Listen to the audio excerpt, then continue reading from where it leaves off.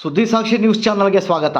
ಗೌರಿಬಿದನೂರು ನಗರದ ಬೈಪಾಸ್ ಗಣೇಶೋತ್ಸವ ಸಮಿತಿ ವತಿಯಿಂದ 21ನೇ ಗಣೇಶ ವಾರ್ಷಿಕೋತ್ಸವವನ್ನು ವಿಘ್ನ ವಿನಾಶಕ ಗಣೇಶ ಮೂರ್ತಿಯನ್ನು ಅತ್ಯಂತ ಶ್ರದ್ಧಾಭಕ್ತಿಯಿಂದ ಪ್ರತಿಷ್ಠಾಪಿಸುವ ಮೂಲಕ 16 ದಿನಗಳ ಗಣೇಶೋತ್ಸವಕ್ಕೆ ಚಾಲನೆಯನ್ನು ನೀಡಲಾಯಿತು.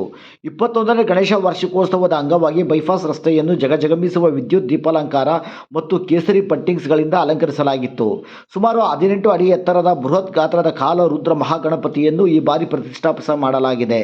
ಬೈಪಾಸ್ ಗಣೇಶನ ದರ್ಶನಕ್ಕೆ ಆಗಮನಿಸುವ ಭಕ್ತರಿಗೆ ಸಾಕ್ಷಾತ್ ಇಂದ್ರಲೋಕಕ್ಕೆ ಅಡಿ ಇಟ್ಟಂತೆ ಭಾಸವಾಗುವ ರೀತಿಯಲ್ಲಿ ಗಣೇಶನ ಮಂಟಪವನ್ನು ಅತ್ಯಂತ ವೈಭವದಿಂದ ನಿರ್ಮಿಸಲಾಗಿದೆ. ರಾತ್ರಿಯ ವೇಳೆ ಬೈಪಾಸ್ ರಸ್ತೆ ನಿಜಕ್ಕೂ ಅತ್ಯಂತ ರಮಣೀಯವಾಗಿ ಕಂಗೊಳಿಸುತ್ತಾ ಭಕ್ತರನ್ನು ಕೈಬೀಸಿ ಕರೆಯುತ್ತಿದೆ. ಗಣೇಶೋತ್ಸವದ ಮೊದಲ ದಿನ ಗಣೇಶನ ಪ್ರತಿಷ್ಠಾಪನೆ ಅಂಗವಾಗಿ ಹೋಮ ಹವನಗಳು, ದೇವತಾ ಕಾರ್ಯಗಳು ನೆರವೇರಿದವು. ಮೊದಲ ದಿನವೇ ಬೈಪಾಸ್ ಗಣೇಶನ ದರ್ಶನಕ್ಕೆ ಸಾವಿರಾರು ಸಂಖ್ಯೆಯಲ್ಲಿ ಭಕ್ತರು ಆಗಮಿಸಿದ್ದು ಒಂದಷ್ಟು ಕಾಲ ನೂಕು ನುಗ್ಗಲು ಕಾಣಿಸಿಕೊಂಡಿತು. ಸಂಜೆಯ ಮಹಾಮಂಗಳಾರತಿ ನಂತರ ನೆರೆದಿದ್ದ ಸಾವಿರಾರು ಮಂದಿ ಭಕ್ತರಿಗೆ ತೀರ್ಥ ಪ್ರಸಾದವನ್ನು ಅತ್ಯಂತ ಅಚ್ಚುಕಟ್ಟಾಗಿ ವಿನಿಯೋಗಿಸಲಾಯಿತು.